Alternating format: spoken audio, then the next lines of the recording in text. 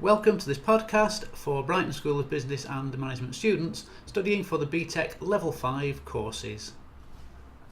For this unit you'll need to satisfy the criteria exactly as laid down in the assignment brief and as described here, but you should wherever possible use examples from the strategic marketing management activity taking place in your own organisation and business sector, as well as showing evidence of having studied the unit topics in depth and breadth by referring, where appropriate, to relevant models, theories and established best practices. To enhance your understanding of these assignment issues, we strongly advise that you also discuss them with senior managers and senior marketing staff within your own organisation and within your own business sector.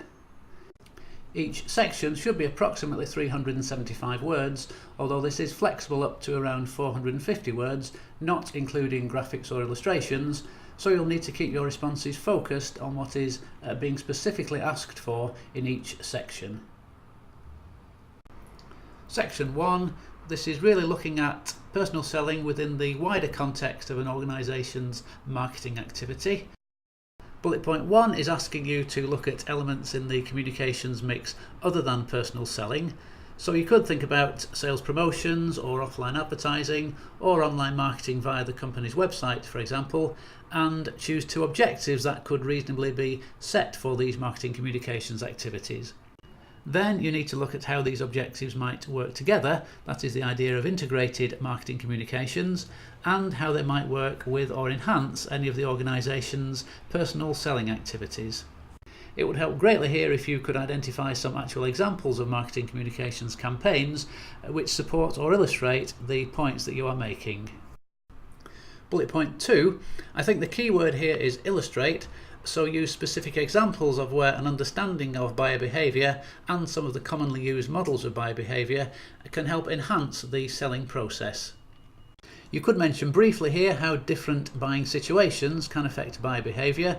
For example, complex versus non-technical products or expensive products versus commodities.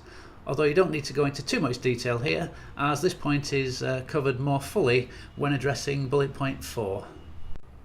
Bullet point 3, this is asking you to look at some of the environmental or external forces that impact on personal selling.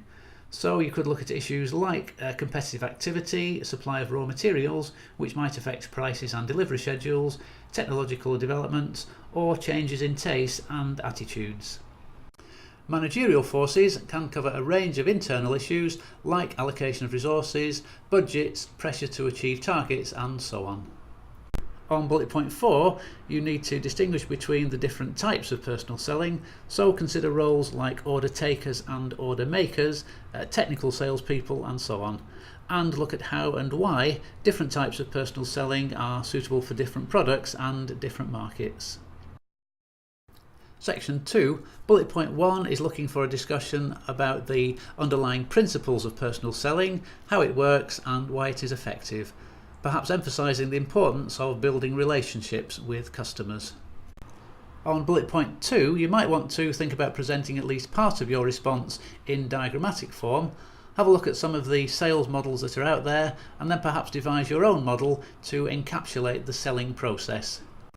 Keep in mind that you're being asked to analyse the stages, so you need to do more than just identify them. You need to explain why the various stages are important and how they might impact on the overall selling process. Somewhere in this assignment, possibly here or elsewhere if you think it fits better, you could make reference to the idea that certainly in some sectors the role of the traditional salesperson is being threatened by more online support and more recently by reduced profits and reduced sales and marketing budgets. Section 3, which is looking at sales management, bullet point 1 is looking at the idea that there needs to be a close synergy between sales objectives and an organisation's corporate objectives. You need to identify some situations where it may be necessary to revise sales strategies and look at why this situation might arise. Have a look at the role sales management might play in this sort of situation and the practical implications this might have on the sales management function.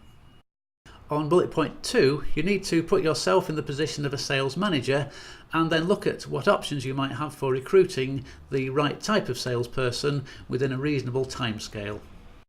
Important considerations here might include whether you are considering recruiting from existing staff or looking externally, whether you want someone with product knowledge to train as a salesperson, or whether you want a good seller who can learn about your company. Would you undertake the entire process yourself, or would you recruit or use a specialist recruitment agency? And think as well about job descriptions, interview techniques and so on. Bullet point 3, motivation, remuneration and training are interconnected but really need to be dealt with as 3 separate issues here. For example, remuneration can be an important element of motivation, but there are lots of other motivators, including non-financial ones to consider, like job satisfaction, flexible working conditions, training opportunities and so on. Keep in mind that the bullet point refers specifically to enhancing sales performance in the context of motivation, remuneration and training. Bullet point 4, you need to think here about how a sales force might be organised and structured, how its performance might be measured and, where necessary, improved, the importance of setting realistic targets and other measures of success. Then select 2 techniques for coordination and control and describe with examples how these might work in practice. Finally, on bullet point 5, you need some actual sales data upon which you can base recommendations for sales organisation and sales procedures. You might also want to reflect on the importance of effective data management and the importance of sales management being able to quickly access accurate sales information.